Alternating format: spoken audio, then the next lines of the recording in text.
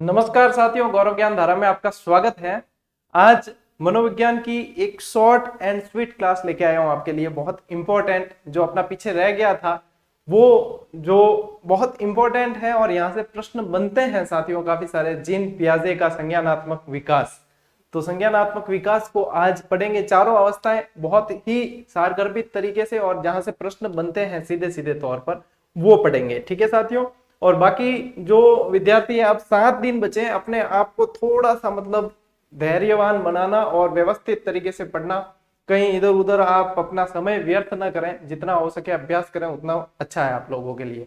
बाकी ऐसे नहीं है कि अभी भी आप कोचिंग जा रहे हैं या 8-8 10-10 घंटे की कहीं से क्लासेस लगा रहे हैं, तो वो देख लेना। देखो, आपका निर्णय है, मैं तो सिर्फ बता सकता हूँ, बाकी निर्णय तो आपका है। और 7 दिन है, आराम से रिलैक्स होके पढ़ो, कोई नहीं है। पात्रता परीक्षा आराम से निकलेगी। ठीक है। और जितने भी अपने मेगा टेस्ट सीरीज जीजीडी ऐप पर चल रही है, उन पे सभी पे मेगा टेस्ट सीरीज पे 30% की छूट दी गई है अभी विद्यार्थियों के। काफी लोगों के अभ्यास करना था, काफी जो अपने चैनल से जुड़े हुए हैं, क्योंकि फ्री क्लासेस है, तो काफी ऐसे हैं जो एक पिछड़े वर्ग से जुड़े हुए बालक ज्यादा है, तो गरीब तबके से आते हैं, तो उनके लिए सभी के लिए 30%। 7 दिन जो है वो पात्रता परीक्षा तक ही उसकी वैलिडिटी रहेगी, लेकिन 7 दिन का ही काम है वो, और उतना अभ्यास आप कर सकते हैं। ठीक है साथियों, शुरू करते हैं अपने आज की इस क्लास को।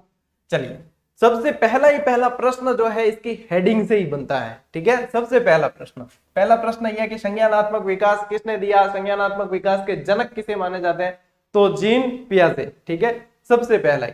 फिर प्रश्न बनते हैं इनके, जैसे संज्ञानात्मक विकास कह रहे तो संज्ञान क्या है, स्कीमा क्या है, स्कीमा शब्द के बारे में पूछ लिया जाता है। इनकी विकास की अवस्थाएं कितनी है, कौन कौन सी है, ये मेन जो प्रश्न बनते हैं वो यही है। अभी रिवीजन के दौर पे ये ध्यान है ना कि आप ज्यादा गहराई में ना उतरे, और सामान्य जितना अध्ययन कर सकते हो उतना कर लेना बस। कई बार ऐसा होता है, गहराई में उतरने के चक्कर में सामान्य भी छोड़ देते हैं, और वहां पे फिर बकरी डिब्बे में। ठीक है। चलिए, संज्ञान क्या है साथियों?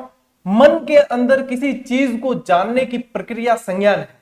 अपने मन में कोई चीज जानने की प्रक्रिया जो चलती है वो संज्ञान है। जैसे उदाहरण के तौर पे देखें तो ध्यान देना, किसी चीज पे ध्यान देना, याद करना उस चीज को। जैसे अब आप लोगों के साथ में ये चीज सभी के साथ हो रही है, आप उसको कई बार अपन देखते हैं कि किसी को अधिकारी को एप्लीकेशन लिखते हैं या प्रार्थना पत्र लिखते हैं, तो उसमें ये लिखते हैं कि आपके संज्ञान में लाने के लिए, यानी कि ध्यान में लाने के लिए, आपका ध्यान इस पे जाना चाहिए। तो ये संज्ञान है, उसके उसके ऊपर कुछ ना कुछ फिर क्रिया होनी चाहिए। ठीक है ना। तो ये है याद करना, जैसे वर्गीकरण करना वगैरह, वो भी हो सकता है। तो संज्ञान में लाना मतलब एक तरीके से ध्यान में लाना होता है। ठीक है। तो मन से रिलेटेड है, मस्तिष्क से रिलेटेड है। फिर बात करते हैं साथियों स्कीमा की। स्कीमा क्या है? जीव विज्ञान का शब्द है। सबसे पहला ये प्रश्न बनता है, ध्यान रखना, ऐसा नहीं कि ये ऐसे ही लिखा है, ऐसा नहीं है, ये प्रश्न बनता है, ये जीव विज्ञान का शब्द है। इसका अर्थ होता है साथियों किसी क्रिया के समानांतर की जाने वाली मानसिक क्रिया। क्रिया कैसी है? मानसिक क्रिया है। स्कीमा क्या है? एक जीव विज्ञान का शब्द है जिसका अर्थ यह है कि ये क्रिया की, इसके समानांतर की जाने वाली ये क्रिया जो है वो स्कीमा है। यानी एक तरीके से आप कह सकते हो मनोविज्ञान की भाषा में उद्दीपन अनुक्रिया। ठीक है। अपने ये पढ़े हैं, अधिगम के सिद्धांत पढ़े, तो उसमें अपन ने थॉर्नडाइक, पावलोव सब पढ़े हैं। ठीक है। तो उसमें उद्दीपन अनुक्रिया जो पढ़ा है अपन ने, वो जो थ्योरी है वही ये भी बता रहे हैं। इनकी भाषा में इसको क्या कह दिया, इन्होंने क्या नाम दे दिया, स्कीमा दे दिया। ठीक है। तो मनोविज्ञान में इसे उद्दीपन अनुक्रिया भी कहते हैं। जितना सिंपल सरल शब्दों से समझ सके समझे। बाकी स्कीमा की बहुत क्लिष्ट परिभाषाएं बनती है, तो उससे कोई मतलब नहीं है। अपन को समझने से मतलब है, तो समझ के आधार पर अपने प्रश्न के उत्तर तक पहुंच सकते हैं। ठीक है। इसके बाद साथियों अब आता है मेन पॉइंट। ये तो क्या है, पिक्चर शुरू हुई अभी, तो पिक्चर में क्या है कि नाम वगैरह आते हैं सारे। ठीक है ना, पहले डायरेक्टर, प्रोड्यूसर, सभी के नाम आएंगे, तो उस पर अपन ज्यादा ध्यान नहीं देते। आपने कभी ध्यान दिया ज्यादा? इस पे भी आप लोग ज्यादा ध्यान नहीं देते। इंपॉर्टेंट यही है, ये भी इंपॉर्टेंट है। ठीक है ना। प्रोड्यूसर डायरेक्टर नहीं होंगे तो पिक्चर बनेगी कैसे, तो इंपॉर्टेंट ये भी है।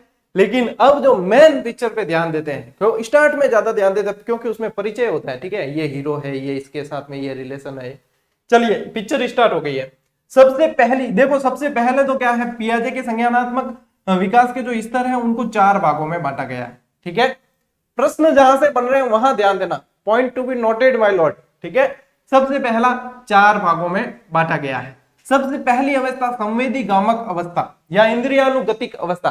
साथियों, जब साइकोलॉजी कभी भी पढ़ते हो तो अपने आसपास के बच्चों को ध्यान में जरूर रखना जो उस एज ग्रुप के हैं, आपके साइकोलॉजी पढ़नी बहुत आसान हो जाएगी। ठीक है, सबसे पहली है संवेदी गामक या इंद्रियानुगतिक। इसमें इंद्रियों के द्वारा सीखता है इसलिए इंद्रियानुगतिक है।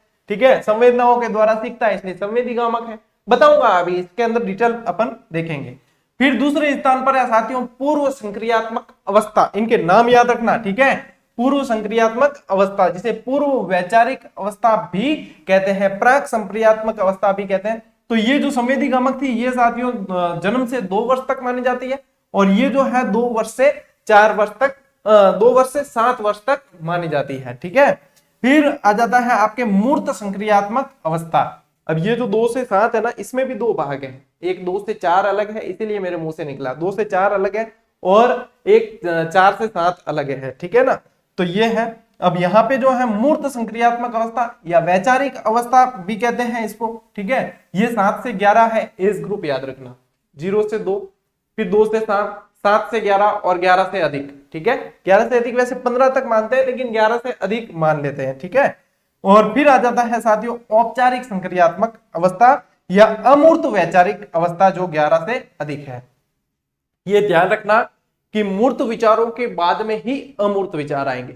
ठीक है, ये ध्यान रखना। तो ये दोनों में आपके कंफ्यूजन दूर हो जाएगा, तीसरे और चौथे में, कि मूर्त पहले है या अमूर्त पहले है।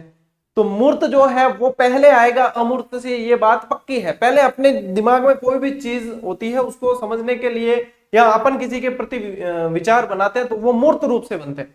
उसके बाद में हम तर्क वितर्क वगैरह करके और उसे अमूर्त विचार बनाते हैं। तो ऐसा ही इन अवस्थाओं में भी होता है। ठीक है, अब ये यहाँ पे जो ध्यान रखना है संवेदी गामक अवस्था। अब ये तो अपन जैसे डिटेल पढ़ेंगे ना, आपको चरण आराम से याद हो जाएंगे कि अच्छा इस चरण में ये होता है, इसका नाम ये है। ठीक है, तो इसमें कोई दिक्कत जैसी बात है नहीं। आपके ये टॉपिक आज अच्छी तरीके से समझ में आ जाएगा जहां तक मैं समझ रहा हूं। सबसे पहली अवस्था लेते हैं अपन संवेदी गामक अवस्था। ठीक है, पीडीएफ शेयर कर दूंगा, जल्दी कर दूंगा पीडीएफ शेयर, चिंता मत करना। आपको क्लास मिलने के लगभग घंटे भर के अंदर मैं कोशिश करूंगा पीडीएफ आपको टेलीग्राम पे दे दूं। और टेलीग्राम पे और बहुत सारी जानकारियां दी गई। अभी अभी में आपके टेलीग्राम से बहुत सारी अपडेट दी गई है, तो वो भी वहां से देख लें आप। सारी अपडेट वहां दे दी जाती है जो भी होगा। अभी वन लाइनर की 1-2 दिन में करेक्शन की मैं देने वाला हूँ। कोई 2-4 जो मिस टाइपिंग है रीड वन लाइनर के अंदर, वो करेक्शन की पीडीएफ में मैं देने वाला हूँ आपको। ठीक है, चलिए संवेदी गामक अवस्था, इसमें क्या होता है साथियों, इसमें बालक इंद्रियों के द्वारा अधिगम करता है। अब इंद्रियों के द्वारा अधिगम करना मतलब क्या है? इंद्रियों के द्वारा यानी देख कर, छू कर, है ना। ये छूकर भी तो इंद्रियों के द्वारा सीखना है ना, देख कर, छूकर, सुनकर, ये सारे इंद्रियों के द्वारा सीखता है, इसलिए इंद्रियानुगतिक कहते हैं। ठीक है, संवेदनाओं के द्वारा, संवेदनाएं क्या है, संवेदनाओं के द्वारा सीखता है हर चीज, तो वो इसलिए संवेदी पेशी अवस्था कहते हैं। ठीक है, देखो संवेदनाओं द्वारा अधिगम करने के कारण संवेदी पेशी अवस्था कहते हैं। अब कैसी, इसके अंदर कैसी चीजें आएगी, अपन उदाहरण के तौर पे यदि देखें। अब ये ध्यान रखना जरूर, 2 वर्ष तक का बच्चा कैसे सीखेगा? अपन उसको बोल गए कि जा मार्केट से सब्जी लेके आ, लेके थोड़ी आएगा। लेकिन उसकी चूटियां भरो आप, है ना, मारवाड़ी में चूटियों भरो, वो रोवेला। उसके आप चिमटी काटो वो रोएगा, पक्की बात है। उसको आप आंख दिखाओ वो डरेगा, रोएगा। तो ये देख कर सिखाओ कि ये मेरे को डरा रहा है, ये कौन आदमी आ गया। अपनी माँ को ढूंढेगा वो आसपास कि वो कौन आयो, मन डरा रही हो, और उसको हंसाओ वो हंसेगा। तो ये कैसी है अवस्था? इंद्रियों के द्वारा वो सीख रहा है। ठीक है, डांटो जोर से उसको, वो रोएगा। ठीक है, ये सारी चीजें हैं, वो फिर सीखता है, इन्हीं चीजों को सीखता है वो। ठीक है, अब देखो इसमें क्या होता है साथियों, बुद्धि कार्यों से व्यक्त होती है। कैसे? जैसे चादर खींचकर खिलौना प्राप्त करना। अब बच्चा जो है एक पलंग के पास खड़ा है, उस पर चादर बिछी हुई है और वो खिलौने से बहुत दूर है, लेकिन वो चादर को खींचेगा, खिलौना पास आएगा, उसको प्राप्त कर लेगा। ये उसका एक संकेत है कि वो अपने कार्यों को बताता है। तो बुद्धि उसकी जो है उसके कार्यों से व्यक्त होती है। ठीक है ना। दूसरी चीज यदि देखें साथियों, वस्तु का अस्तित्व केवल तब तक है जब तक वो उसके सामने है। कहने का मतलब क्या है, ये लाइन लिख दी समझ में नहीं आएगा। हम देखें अपने आसपास कोई 1-1.5 साल का बच्चा है, 2 साल से छोटा, तो उसे कोई चीज चाहिए और हमें वो चीज देनी नहीं है। ठीक है, वो कोई खिलौना चाहिए या कोई भी उसके पास है, उसके पास से हमें लेनी है तो वो रोएगा। तो हम क्या करते हैं, ज्यादातर सब जने ऐसे करते हैं, ठीक है ना, हम क्या करते हैं, वो चीज उसके पास से ली भी है लेकिन उसे देनी भी नहीं है, उसे भुलानी है वो चीज, तो हम क्या करेंगे, ऐसे करके और उसको फेंक के यहाँ छुपा देंगे, बाबू लेर क्यों, बाबू लेर क्यों। अब वो बाबू कटे लेर को गयो और वो बाबू वो खुद ही लियो है, ठीक है, लेकिन वो क्या है, दूसरी तो देखेगा कि हाँ इन्होंने फेंक दिया, वो लेकर गया। बस वो चीज जब तक सामने थी तब तक उसके अस्तित्व में है, और फिर यहां से जैसे वो गिरी, नीचे आवाज आई तो वो वापस झुक के ऐसे देखेगा साइड से कि अटी तो है, झूठ बोलते हो रहे कि बाबू लेर गयो। तो फिर वापस आवाज आने पर उसका ध्यान वापस उसकी तरफ जाना, यानी कि आवाज से उसके अस्तित्व को वापस ध्यान में लाना, ये भी इसका एक लक्षण है। तो यहाँ पे इसका कहने का मतलब क्या, वस्तु का अस्तित्व केवल तब तक है जब तक वो उसके सामने है, या फिर उसका किसी से अनुबंध हो गया है, आवाज से वो चीज गिरेगी तब वो वापस उसको ध्यान में ला सकता है। ये सारी चीजें आती है संवेदी पेशी अवस्था में या आपके इंद्रियानुगतिक अवस्था में, जो 2 साल तक रहती है। ठीक है, चलिए ये हो गया पूरा। नंबर 2 आते हैं पूर्व संक्रियात्मक अवस्था पे। ठीक है, इसमें साथियों क्या होता है, सजीव चिंतन विकसित होता है। सजीव चिंतन से तात्पर्य क्या है, अब इसमें वैसे देखा जाए तो इसमें और बहुत सारे चरण चलते हैं, लेकिन अपन क्या है, इसको मैंने शॉर्ट में करके लाया हूं, बाकी इसके भाग है अलग अलग, लेकिन यहाँ पे मैं भाग में नहीं ले जाऊंगा, क्योंकि मान लो किसी ने नहीं पढ़े हैं पहले, तो उसके लिए ये फिर और विचलित करने वाली क्लास हो जाएगी। तो अपन सीधा सिंपल चलते हैं, यहां से भी आपको समझ में आ जाएगा। सजीव चिंतन क्या है कि हर चीज में सजीवता देखना।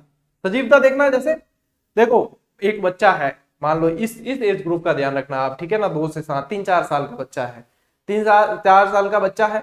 अब वो कहीं चलते चलते गिरता है, कहीं ठोकर खा लेता है, या कहीं कहीं भी ऐसे गिरता है, ठीक है, तो हम उसे पटाने के लिए क्या करते हैं, जैसे मान लो कि कोई कुर्सी से ठोकर खा के गिर गया तो वो रोएगा, चोट पहुंची है, रोएगा, तो हम क्या करते हैं, उस कुर्सी को मारते हैं, अरे इसने गिरा दिया, दरवाजे को मारते हैं, या कोई अरे कीड़ी मर गई यूं करे सब।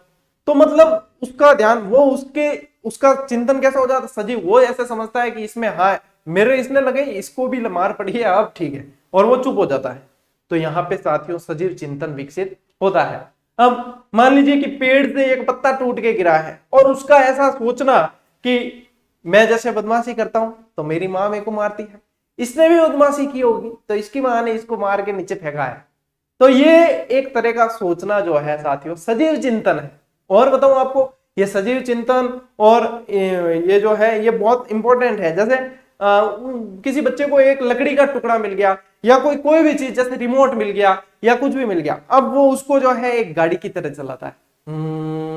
एक वो ऐड आती थी ना, पापा की तरह पेट्रोल खत्म ही नहीं होता है, वो वाला है ना, तो वो मतलब उसको चलाता, उसके दिमाग में क्या है, ये गाड़ी है उसके लिए। तो ये एक ऐसा चिंतन है साथियों, ये सजीव चिंतन है। ठीक है, इंद्रियों के अतिरिक्त सीखना। अब यहाँ पे इंद्रियों से ही सीखता था, इसके अतिरिक्त भी यानी थोड़ी थोड़ी समझ विकसित होने लग जाती है। ठीक है, वस्तुओं को उनके नाम से पहचानना। अब इस समय क्योंकि बोलना वगैरह सीखता है तो उसके नाम से पहचानने लग जाता है। आप कहो 3-4 साल के बच्चे को गिलास लेके आ, वो लेके आएगा, चम्मच लेके आ, वो लेके आएगा, जूते ला, चप्पल ला, सारे नाम से पहचानने लग जाएगा वस्तुओं को, है ना, ये चीज है। अहम केंद्रवाद हावी होता है, ये यहाँ की बहुत बड़ी विशेषता है भाई। अहम केंद्रवाद, एक बच्चा है, उसकी माँ के साथ कहीं गया है रिश्तेदार के यहाँ, दूसरे घर में भी उसके जैसा छोटा बच्चा है, वो बच्चा आके उसकी माँ की गोद में बैठ गया, तो फिर वो भाई साहब कोई ऋणो करे है, इको करे है, थे बात छोड़ो, फिर वो मतलब पैर पटकेगा, और वो क्योंकि उसकी माँ पर उसका अधिकार। अहम केंद्रवाद है, मेरी माँ का गोद में तू कैसे आया, तो ये अहम केंद्रवाद है। मेरे खिलौने तो मेरे हैं और तेरे भी मेरे हैं, ये वाली सोच होती है यहाँ, है ना। कहीं भी बच्चा इस एज ग्रुप का जाएगा तो वहां से भी चोरी चुपके ही लिया आएगा, भले घर वाले मारेंगे पता चले, चोरी चुपके लाएगा, घर पे आएगा तब पता चलेगा कि इसने ये किया है। स्कूल में भेजो तो किसी की पेंसिल, किसी का रबड़, किसी का क्या, सब खुद अहम केंद्रवाद हावी होता है। ठीक है ना, यहाँ पे दूसरों को देने की इच्छा बच्चों की नहीं होती है, खुद जितना हो उतना लेने की इच्छा होती है। बालक की भाषा का विकास होने लग जाता है, बिल्कुल होगा, 2 साल के बाद फिर बच्चा बोलने लग जाता है, भाषा का विकास होता है।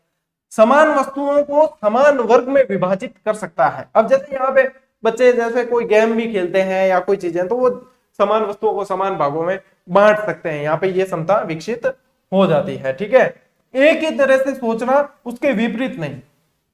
इतनी सोच विकसित नहीं होती कि वो दूसरी तरह से भी सोच सके। अब मान लो कि 5-6 साल का बच्चा है, उसे आपने एक और एक दो है ऐसे सिखा दिया, गिनती सिखा दी, है ना, 50 तक गिनती सिखा दी। मान लो 6 साल का कोई बच्चा है, 5 साल का 6 साल का, उसे आपने 50 तक गिनती सिखा दी, वो 50 तक गिनती सीख जाएगा। 1 2 3 4 5 6 20 तक, मान लो 20 तक गिनती सिखा दी, 20 तक सीख जाएगा, ठीक है। अब उसे कहो कि उल्टी गिनती बोल, 20 19 18 17, नहीं, वो एक तरीके से ही अभी उसकी सोच विकसित हुई है, ठीक है। धीरे धीरे जब आगे जाएगा तो फिर वो रिवर्स काउंटिंग भी करने लग जाता है। तो ये एक तरह का उदाहरण है आपके लिए। अब इसमें मैंने आपको साथियों आगे बताया था कि 2 वर्ग होते हैं, इसके 2 उप विभाजन है। तो एक तो है 2 से 4 वर्ष, इसे पूर्व प्रत्यात्मक अवस्था भी कहते हैं। और यहाँ पे बच्चा बहुत ज्यादा जिज्ञासु होता है 2 से 4 वर्ष तक, क्योंकि उसे हर चीज सीखने को चाहिए। मैं कहीं पे कुत्ते को झगड़ते हुए देख लिया, कुछ कुत्ते क्यों झगड़ रहे हैं, कुत्ते को देखेगा वगैरह, ये सारी चीजें यहाँ चलती है, ठीक है। 4 से 7 वर्ष अंतःप्रज्ञ काल कहते हैं। यहाँ पे अतार्किक चिंतन करने लग जाता है, चिंतन करता है लेकिन उसमें कोई तर्क नहीं है, अतार्किक चिंतन करने लग जाता है। नाम याद रखना, बाकी कोई ज्यादा लोड लेना नहीं है, ठीक है। मैं तो वैसे भी कहता हूं आपको, पढ़ाई के समय कोई लोड नहीं लेना, ठीक है। नहीं समझ में आ रहा तो दूसरी बार पढ़ो, वापस समझ में आएगा। अरे नहीं समझ में आया मेरे तो अब क्या होगा, ये लोड लेना ही नहीं। लोड लिए ना तो अपने वैसे भी यहाँ पे फ्यूज है ना बहुत कमजोर बने हुए हैं, अपने फ्यूज पटापट उड़ते हैं। तो लोड नहीं लेना ज्यादा, क्योंकि ये अपने बहुत कमजोर धातु के फ्यूज है, फिर उड़ गए, फिर बांधने की कहाँ समय है इतना, है ना। मूर्त संक्रियात्मक अवस्था, मूर्त संक्रियात्मक अवस्था में क्या होता है साथियों, किसी वस्तु को प्रत्यक्ष रूप से देखकर विचार निर्मित करता है। वो प्रत्यक्ष उसके सामने होनी चाहिए, उसे देखेगा, उसके बाद में उसके यानी मूर्त क्रिया होती है, ठीक है ना। वो जब तक, जैसे मूर्त के अंदर मैं आपको बताऊं कि 1 लीटर पानी है, ठीक है, 1 लीटर पानी है, और उसे अपन एक तो डालते हैं किसी, मान लो कि चौड़े बर्तन में डाल दिया एक, और एक खड़े बर्तन में डाल दिया। फिर उसको पूछा जाए कि किस में से कौन सा पानी ज्यादा है, तो वो खड़े बर्तन वाला बताएगा, क्योंकि चौड़ा वाला उसको फैला हुआ ज्यादा दिखता नहीं है। और ये तो उसके सामने प्रत्यक्ष जो चीज दिख रही है जैसी वो है, वो इतना ज्यादा उस पर वो अमूर्त चिंतन के आधार पे वो सोच नहीं सकता कि ये ऐसा क्यों है, ठीक है। तो यहाँ पे ये विकसित हो जाता है। 2 वस्तुओं में अंतर करना सीख जाता है, ठीक है ना। 2 वस्तुओं में, 2 कलर में वगैरह अंतर कर लेगा वो, कि ये भाई ठोस है, ये द्रव है, वो अंतर कर लेगा इनके बीच में। तुलना करनी सीख जाता है, गणना करनी सीख जाता है, पलट कर सोचना सीख जाता है। अब मैंने बताया ना, जैसे गिनती का उदाहरण दिया था आपको, तो रिवर्स काउंटिंग वगैरह वो सोचना सीख जाता है। यहाँ पे मूर्त चिंतन विकसित होता है। अब मूर्त चिंतन वही है, पहले एक कोई भी चीज है उसको समग्र रूप में, मूर्त रूप में अपने दिमाग में लाना, ठीक है ना। कोई भी, जैसे आपको मैंने अभी ये प्रत्यक्ष वो वाला उदाहरण दिया पानी वाला, ये मूर्त चिंतन का ही एक उदाहरण है, ठीक है। और मूर्त चिंतन की यदि साथियों आपको मैं एक और उदाहरण बताऊं तो ये है कि वो मूर्त रूप में सिर्फ एक तरफ से सोचता है, अपनी तरफ से सोचता है, ठीक है, दूसरी तरफ से नहीं सोचता। कैसे कि मान लो कोई बच्चा है, उसको अपने फोन पे बात कर रहे हैं, और उससे कुछ पूछने पर वो हामी भरता है, बोलता नहीं है, लेकिन हामी में ऐसे करता है और मना में ऐसे करता है, एक तरफ से सोच रहा है खुद की तरफ से। ये भी एक तरीके से मूर्त चिंतन के अंदर आ जाता है। अहम केंद्रवाद यहाँ पे कम हो जाता है, यहाँ पे दानी बनता है। क्या करता है, दानी बनता है, ये भी तू ले जा, वो भी तू, इसके अंदर दान की भावना आ जाती है बालक के अंदर, ठीक है। समाजीकृत अधिक होता है, तार्किक चिंतन करना शुरू कर देता है, ठीक है। वस्तुओं को वर्गों या उप वर्गों में भी बांटना सीख जाता है, वो सारी अपने तीसरी अवस्था में। फिर बात करते हैं साथियों चौथी अवस्था की। तो चौथी है औपचारिक संक्रियात्मक अवस्था, ठीक है, ये इनके नाम है सभी। अधिक अमूर्त, यानी कि अब जो है वो यहाँ पे एक पूरी तरीके से अमूर्त सोचने लग जाता है, वैज्ञानिक सोच विकसित होती है यहाँ पे। अधिक क्रमबद्ध, लचीला और तार्किक, यानी इन सब से फिर वो अव्वल ये मानसिक, देखो मस्तिष्क का दायरा बड़ा है, सोचने की क्षमता बड़ी है। मौखिक कथनों की समस्या हल करना, जैसे कि श्रुति लेख है ना, श्रुति लेख लिखवाओ इस उम्र के बच्चे को, वो लिखेगा आराम से। तो मौखिक रूप से यदि कोई कहते हैं तो भी वो गणना करने लग जाएगा। उसको कहो कि 5 × 6 कितने होंगे, वो बता देगा, ठीक है ना, फटाक से। नहीं तो बाकी इनसे छोटे बच्चों को वो करनी पड़ेगी कैलकुलेशन, यहाँ पे हाथ से करने लग, मतलब लिखने की आवश्यकता नहीं, डायरेक्ट करने लग जाते हैं। तो यहाँ पे मौखिक कथनों की समस्या हल करने लग जाते हैं। वैज्ञानिकों की तरह तार्किक सोच रखता है, ऐसा है तो ऐसा क्यों होगा, ऐसा है तो वैसा होगा, मतलब कई। और इस उम्र के बच्चे जो है छोटे मोटे उपकरण भी ऐसे कोई बना लेते हैं। आप देखो आपकी स्कूल में भी जैसे विज्ञान मेले वगैरह लगते हैं तो इस उम्र के बच्चे बहुत एक्टिव रहते हैं इस समय, तो ये वैज्ञानिकों की तरह सोचने लग जाते हैं, जटिल कार्यों को करने में बड़ी रुचि लेते हैं। अब उन्हें ऐसा लगता है ये भी मैं कर सकता हूँ, ये भी मैं कर सकता हूँ, ये भी, तो जितना जटिल हो सकता है कि भाई कहीं लंबी कूद लगानी तो भी क्या ये मैं लगा सकता हूँ, कोशिश भी करेगा, ठीक है। तो जटिल कार्यों को करने में रुचि ज्यादा रहते हैं। बहुआयामी होता है, यानी कि चारों तरफ से हर तरह का चिंतन उसके करने की यहाँ पे क्षमता विकसित हो जाती है, ठीक है ना, चारों तरफ से सोचने लग जाता है, ऐसा है तो क्यों है, नहीं है तो क्यों है, ये सारी चीजें, तो वो यहाँ पे आ जाता है। संज्ञानात्मक विकास की साथियों ये अंतिम अवस्था है और अपनी इस क्लास की भी ये अंतिम स्लाइड है। तो इस तरीके से आपको संज्ञानात्मक अवस्था कोशिश की है मैंने कि उदाहरणों के तौर पर जो चीजें समझ में नहीं आती वो समझाने की, और ये चीजें जो है ये जैसे लिख रखा है वो ऐसे कैसे प्रश्न बनते हैं, ठीक है, कि मूर्त चिंतन का विकास कहां से होने लगता है, वैज्ञानिकों की तरह सोच वगैरह, ये जितने आपको मैंने वर्डिंग यहाँ पे लिखी है सारी, वो सब इंपॉर्टेंट है और ये पूछे जाते हैं एग्जाम में, ऐसे के ऐसे बनते हैं, ठीक है। जरूरी नहीं है कि यही बने, इसको घुमा फिरा के और भी बन सकते हैं, लेकिन आपकी जो सोच है वो वैज्ञानिकों की तरह होनी चाहिए, तब आप उस पर चिंतन मनन करके ऑप्शन के अकॉर्डिंग उत्तर तक पहुंच जाओगे। मेरी शुभकामनाएं साथियों आपके साथ है। बाकी अब जो है आपके अंदर धैर्य होना बहुत जरूरी है। जैसे प्रवेश पत्र वगैरह आते हैं, एक वीडियो बनाऊंगा प्रवेश पत्र के समय बहुत गलतियां करते हो आप, तो वो फॉर्म भरते समय भी बनाया था लेकिन फिर भी की थी, ठीक है। तो ये सारी चीजें हैं, एक एग्जाम से पहले, जस्ट एग्जाम से पहले वाली स्ट्रेटेजी का बताऊंगा, जिसमें एग्जाम हॉल वाली वो भी है, पेपर सॉल्व कैसे करना है, वो 2-3 वीडियो आपको देने हैं इन 2-4 दिनों में। तो मैं मेरी पूरी कोशिश करूंगा कि आपको समय पर आप जो चाहते हैं वो चीज उपलब्ध करवा सकूं, आराम से पात्रता परीक्षा दो, उसके बाद में आपका दूसरा टारगेट भी सेट है, अपने फर्स्ट ग्रेड और सेकंड ग्रेड की क्लासेस भी नियमित करेंगे उसके बाद, और आपकी जो पेंडिंग टेस्ट सीरीज चल रही है फर्स्ट ग्रेड की और सेकंड ग्रेड की, उसमें काफी सारी देनी है आपको, वो भी देंगे, तो वो उस दिशा में फिर काम करेंगे। बाकी अभी जो है फोकस 7 दिन आपका पात्रता परीक्षा पे ही रहना चाहिए। मिलते हैं साथियों अगले वीडियो में, अगली क्लास में, तब तक के लिए राम राम, जय हिंद।